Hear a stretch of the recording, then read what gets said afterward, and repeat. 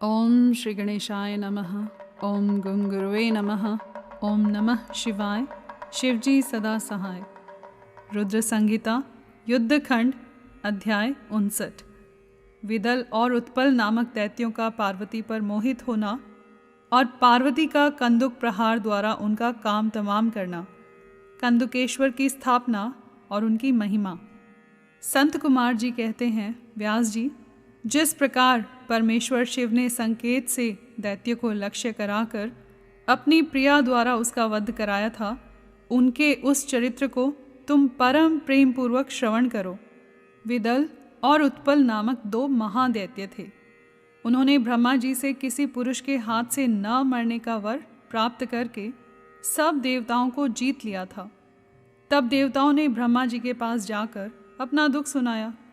उनकी कष्ट कहानी सुनकर ब्रह्मा जी ने उनसे कहा, तुम लोग शिवा सहित शिव का आदर पूर्वक स्मरण करके धैर्य धारण करो। वे दोनों दैत्य निश्चय ही देवी जी के हाथों मारे जाएंगे। शिवा सहित शिव परमेश्वर कल्याणकर्ता और भक्त वत्सल हैं। वे शीघ्र ही तुम लोगों का कल्याण करेंगे। संत कुमार जी कहते हैं, मुने, देवों से यूँ कहकर ब्रह्मा जी शिव का स्मरण करते हुए मौन हो गए। तब देवगण भी आनंदित होकर अपने अपने धाम को लौट गए। एक समय नारद जी के द्वारा पार्वती के सौंदर्य की प्रशंसा सुनकर वे दोनों दैत्य उनका अपहरण करने की बात सोचने लगे और पार्वती जी जहाँ गेंद उछाल रही थी वहीं वे जाकर आकाश में विचरने लगे। वे दोनों घोर दुराचारी थे। उनका मन अत्यंत चंचल हो रहा था। वे गणों का रूप धारण करके अंबिका के निकट आए। तब दुष्टों का संहार करने वाले शिव ने अवहेलना पूर्वक उनकी ओर देखकर उनके नेत्रों से प्रकट हुई चंचलता के कारण तुरंत उन्हें पहचान लिया।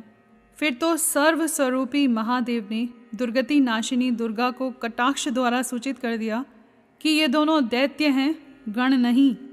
तात तब पार्वती अपने स्वामी महाकौतुकी परमेश्वर शंकर के उस नेत्र संकेत को समझ गई। तदंतर सर्वज्ञ शिव की अर्धांगिनी पार्वती ने उस संकेत को समझकर उसी गेंद से एक साथ ही उन दोनों पर चोट की।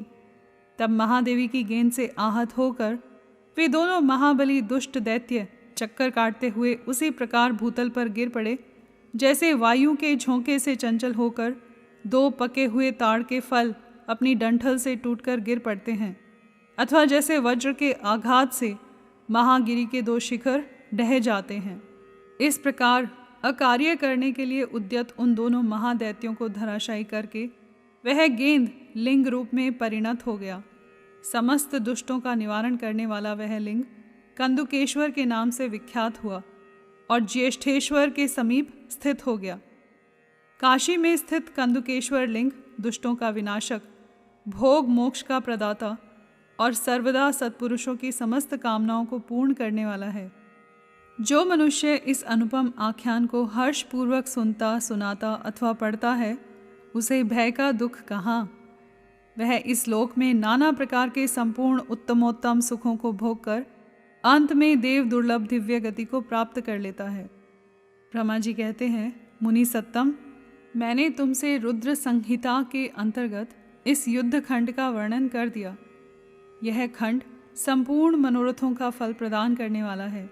इस प्रकार मैंने पूरी की पूरी रुद्र संहिता का वर्णन कर दिया।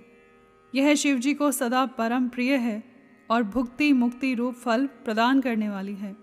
सूत जी कहते हैं, इस प्रकार शिवानुगामी ब्रह्मपुत्र नारद शंकर के उत्तम यश को तथा शिव शतनाम को सुनकर कृतार्थ हो गए। यो मैंने संपूर्ण चरित्रों में प्रधान तथा कल्याणकारक यह ब्रह्मा और नारद का संवाद पूर्ण रूप से कह दिया। अब तुम्हारी और क्या सुनने की इच्छा है। यहाँ पर अध्याय 59 पूर्ण हुआ।